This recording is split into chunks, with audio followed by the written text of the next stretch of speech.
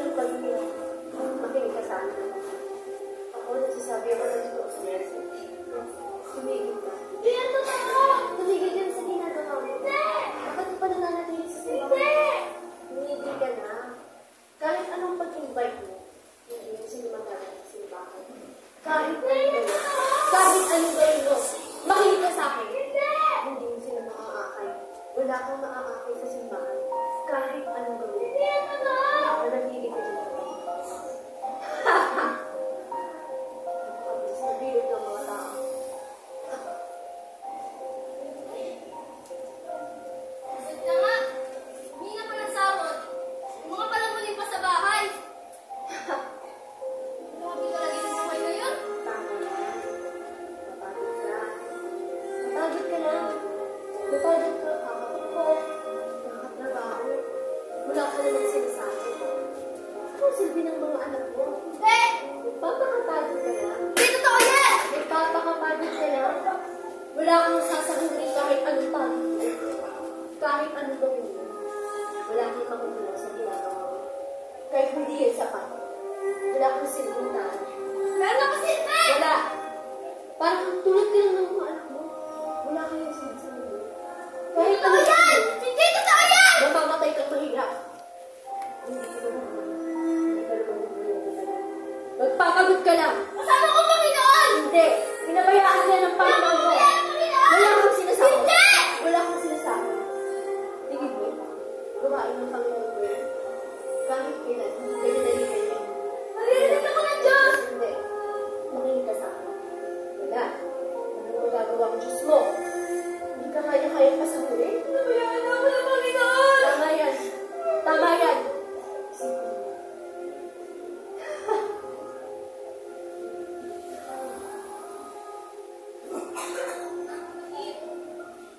Kumusta kayo? Samahan niyo ako. Tayo magpuni sa ating Panginoon. Kasi kailangan dapat napunin. Pakita mo sa akin ng Panginoon.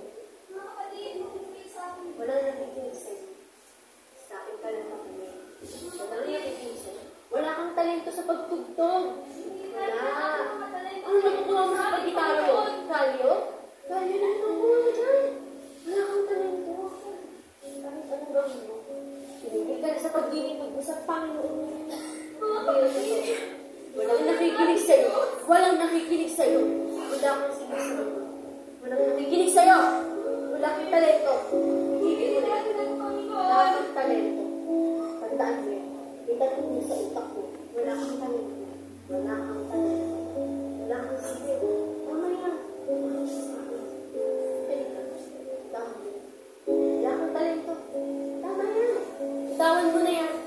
Itawan mo yung isang bagay sa simbahan. Itawan mo yan. Ha? Anong silbi ng gitara? Anong silbi yan? Napaka-busy ng mga tao.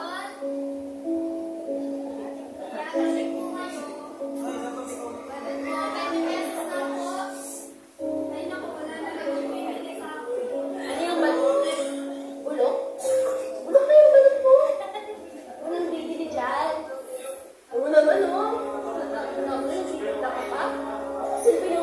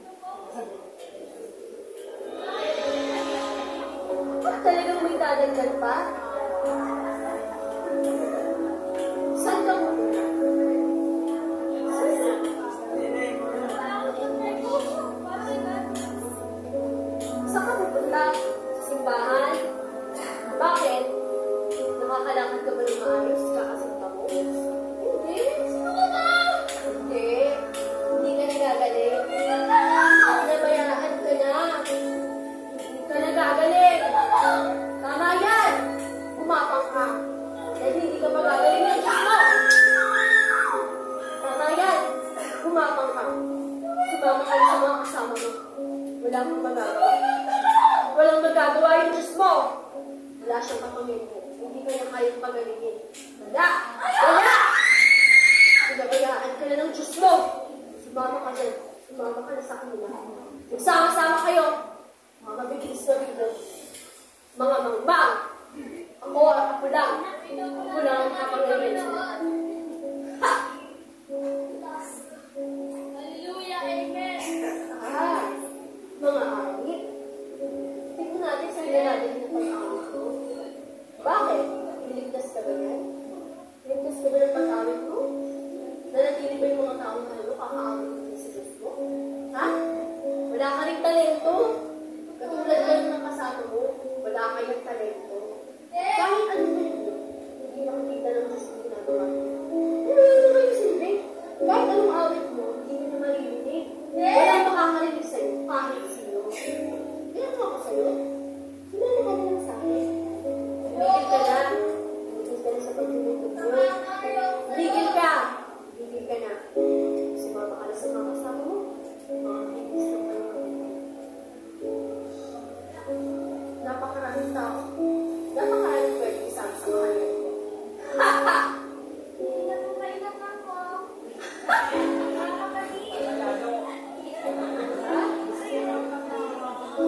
Hindi ang kapag mo. Bulak-bulak din. Sama talaga ko yung mga kakasama ka na. Pare-pare sa mga binibenta. Wala ka naman nakukuha dyan. Magkano ba benta mo dyan? Ha? Kaya ka bang pakainin yan?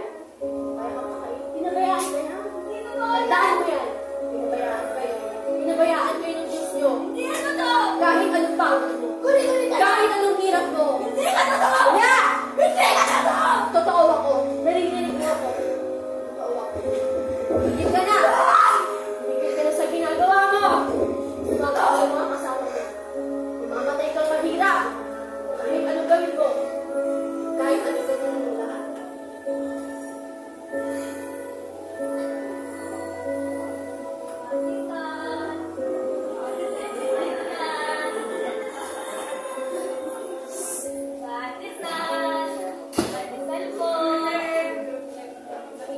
Kapatid, tumigil ka na. Mas masarap mag-tissue. Mas masarap mag-inom. Hindi mo na yan. Kung ako sa'yo, mas masarap mag-inom. Mas masarap mag-tissue. Ang nagpaisip mo lahat ng problema mo. Kaysa mag-pag-isal ka dahil. Kahit anong ibenta mo, tama na! Tama! Magpilog ka, mag-tissue ka. Lahat gawin mo. Susunod sa kanyo dahil pinabayaan na. Pinabayaan na kayong lahat. Tigil mo yan. Magpilog ka. Bisyo ka na lang. Diyan, makakalimutan mo yung day mo. Pag nag-bisyo ka. Tama! Tama yan! Tama yan ginagawa nyo. Tama yan ginagawa nyo. Sa akin kayo sumunod. Kahit ako ang may alam ng lahat. Dami na naman kailangan. Dami na naman meeting. Promise na naman. Nakaka-stress na. Nakakapagod na. Nakaka-stress na. Tama! Tama yan. Magtulog ka. Tumigil ka. Naiinisan mo. Tumigil ka. Hindi totoo yan. Mga niyang- Tumahimik ka. Hindi totoo yan. Totoo yan! Hindi. Tumahimik ka. Hindi totoo yan. Makinig ka sa akin! Totoo! Hindi. Hindi ka lang nakikita! Wala silang nakikita! Hindi ka lang nakikita! Bakit ano? Hindi magbuka natin ginagawa niyo lahat! Sino ba? Sino ba ang susunod? Mga kapatid,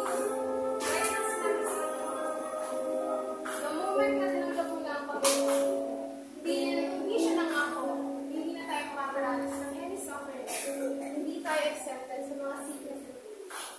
But the Lord promised, Hindi ka accept. the moment na Nagdududa ka na nga sa nakakaranas sarili mo. Diba? the moment na Diba? nakakaranas tayo ng Nagdududa ka? Wala kang kakayanan. control ng Panginoon. Kahit anong bago. Hindi mo naman yung church, no? Anong design? Ang pangit. Wala. Tignan mo! Tumingin ka! Tumingin ka! Ano nakikita? Wala! Maniwala tayo sa Wala akong nakikita. Magtulak sa sarili ko. kahit ang gawin mong pagmumuno. Wala silang nakukuha sa'yo! Hindi ka sa akin! Mawawala rin yung church mo. At sasama ka sa akin. Sakali. Sumita ka sa mga libro mo! Wala naman kayong kakailan. Wala ba kayong kita ng Diyos mo? Wala! Wala kayong kakailan. Kahit ang gawin mo. Lahat! Lahat! Lahat sa akin. Dahil ako ang may-ari ng lahat. Ako ang pinakamakapangyarihan sa lahat. At kahit kailan, hindi ako kailangan talon ng mga tao. Dahil napakabilis ng magiging. At kahit kailan, ako lang ang pwede maghari sa mundo. Ang church na yun. Ha! Maaari. Mga kapatid, patuloy tayo magtiwala sa Panginoon. Patuloy tayo kumapit sa kanyang mga mga. Dahil ang Panginoon ay totoo. Ang Panginoon ay tunay sa kanyang mga mga. Hindi totoo ang Panginoon. Maniwala tayo sa Panginoon. Bakit sa bumalik?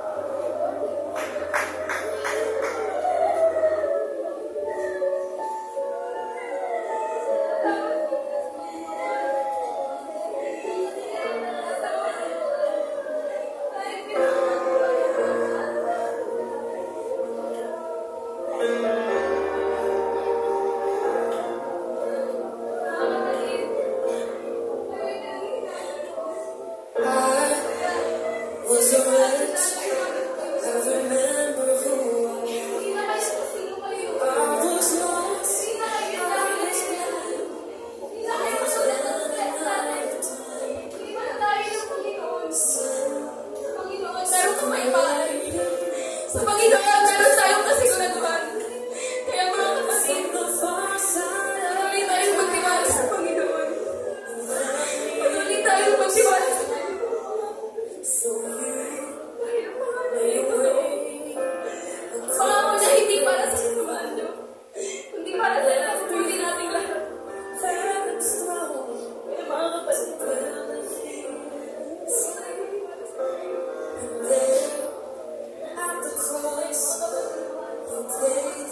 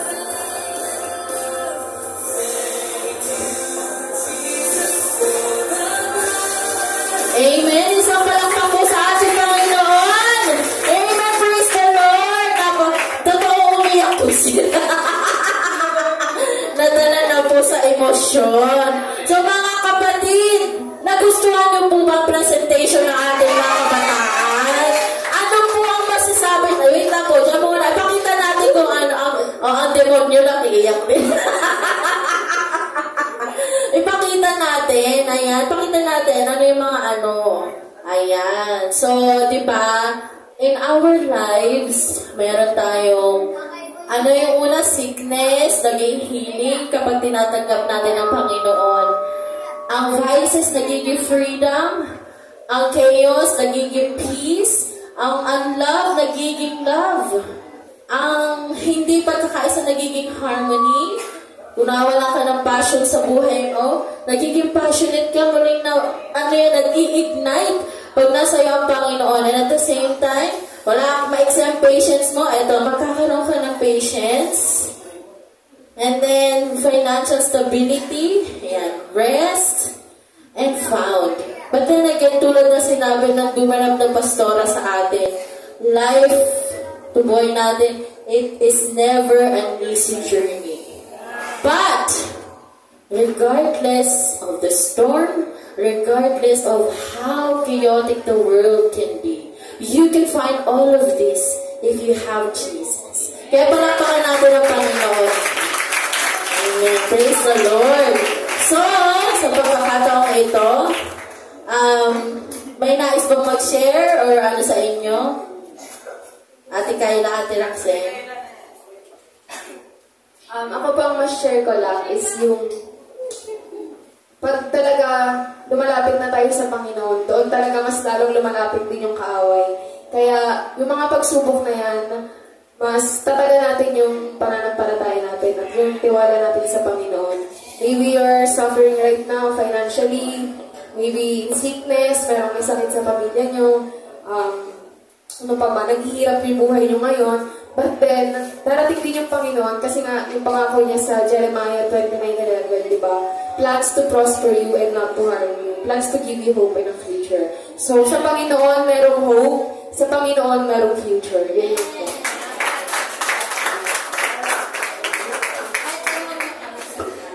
Sorry, baka demonyo ba ako na? Hindi ba ako nasamunta? Actually po, yung presentation po namin, hindi po talaga ako literal na demonyo. Meron siguro demonyo. Pero may part ko kasi doon na nire-represent ko yung problema, yung mga tao sa paligid, yung persecution, nararanasan ng mga Kristiyano, yung mga inside thoughts nila na kapag napapagod na sila. At kumbaga ako yung negative, ng mga tao ito, negative thoughts. At ako yung joke na nagpaano sa kanila na tumigil na. Sa kapag nasa likod na sila, tapos nakita natin na yung gumanap na pastor. Kaya sobrang crucial lang part ng pagiging pastor kasi siya yung nag-lead sa atin. Siya talaga nagpapalakas ng loob ng mga kapatid niya kapag nangihina na. At tulad nga nung topic natin kanina, the excellency of brotherly unity talaga. Na kapag nagkakaisa tayo, mas lumalakas yung faith natin, mas nakaka-cast out natin yung mga bagay na nagpapahina sa atin. Mas nare-rebuke natin yung mga bagay na hindi mabuti sa atin. At kapag nagkakaisa tayo na magpuri sa Panginoon, nasa gitna natin ng Diyos, palagi natin tandaan. Regardless of the quantity, because it's quality over quantity. Kaya, yung quality ng faith natin, ayun talaga yung